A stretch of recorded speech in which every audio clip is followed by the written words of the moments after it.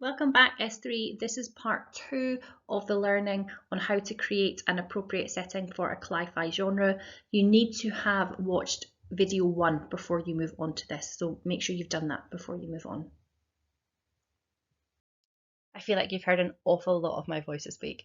What I'm going to ask you to do now is to pause this slide and to just think about these different scenarios that I am suggesting might fit into a Cli Fi story. So what would the worlds look like if the water ran out because of global warming, or the polar ice caps melted, or our air became unbreathable, or parts of our worlds were on fire, or our food sources had dried up? What would that world look like? What might we see?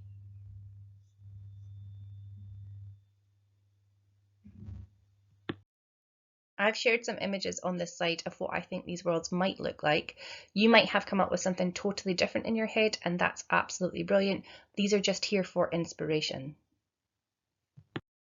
What we're going to do just now is to take one of those scenarios that we've just thought about and zoom in on the specific details that will help to make that world authentic and believable. Now, I've done an example here of the city flooded with melted ice caps. What I would like you to do just now is to pause this slide and read around all of the mind maps and notes that I have made on it. Taking inspiration from the front cover of New York 2140, which was one of the front covers that I shared with you at the beginning of this video, I have fleshed out that initial scenario with very specific details about what it would be like to live in this kind of world. So I've had to think about what kind of buildings we could use, how you might get about, what it is that people value now, what it is that they eat, and how things like a lack of electricity will have impacted people's lives.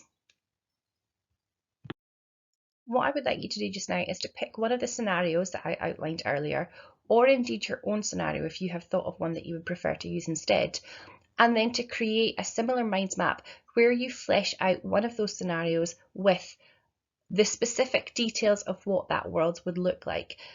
If we were in the classroom, what we would be doing is we would be sharing answers with the people at our tables, we would be shouting out, we would be listening to what other people have to say. That's one of the things that I'm really missing about home learning.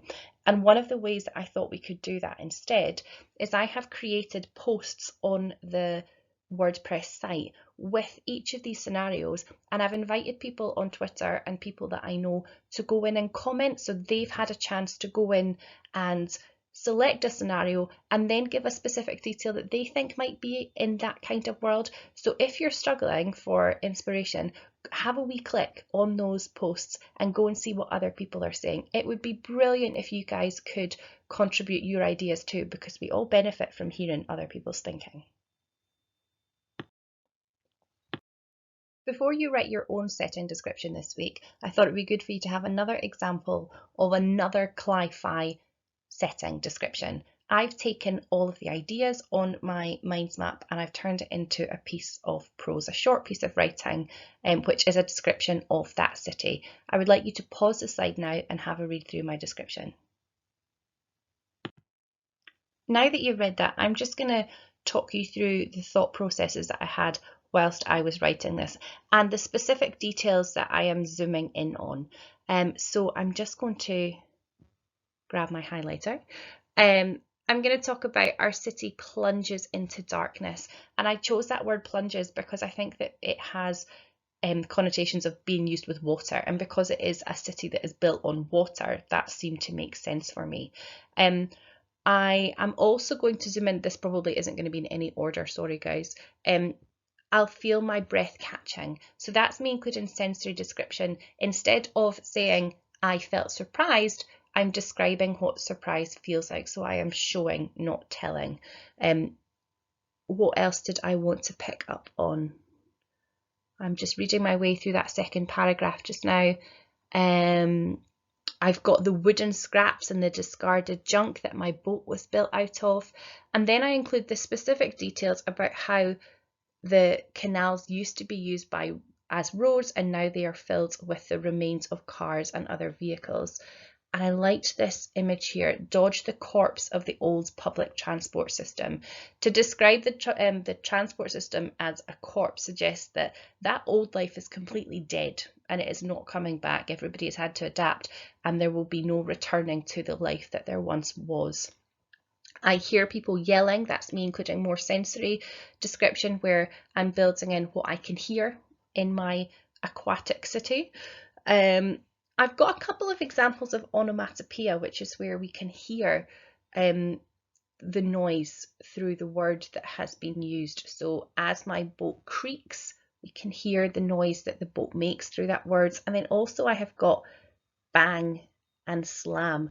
So because my character has been daydreaming, the boat has stopped very suddenly against the window of the 22nd floor, and bang and slam help us feel the kind of violence of that action.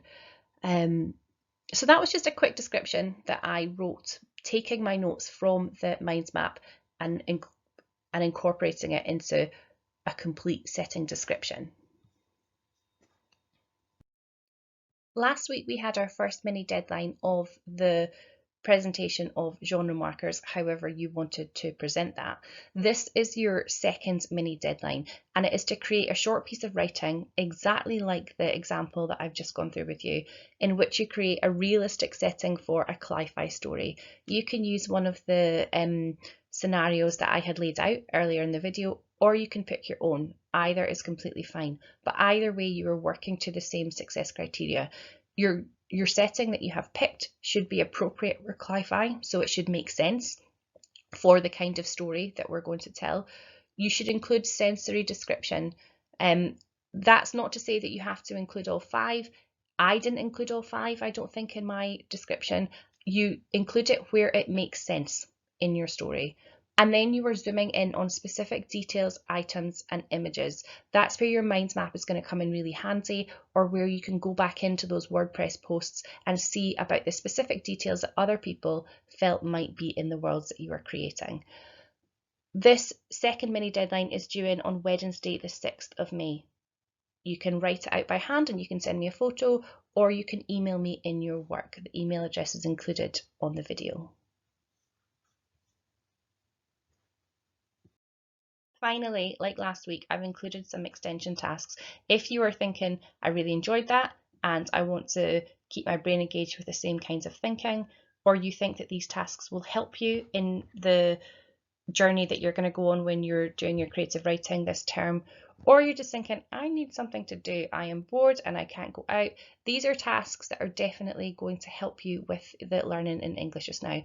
All of them are related to settings and Cli Fi and will help you develop the skills that you've been working on this week.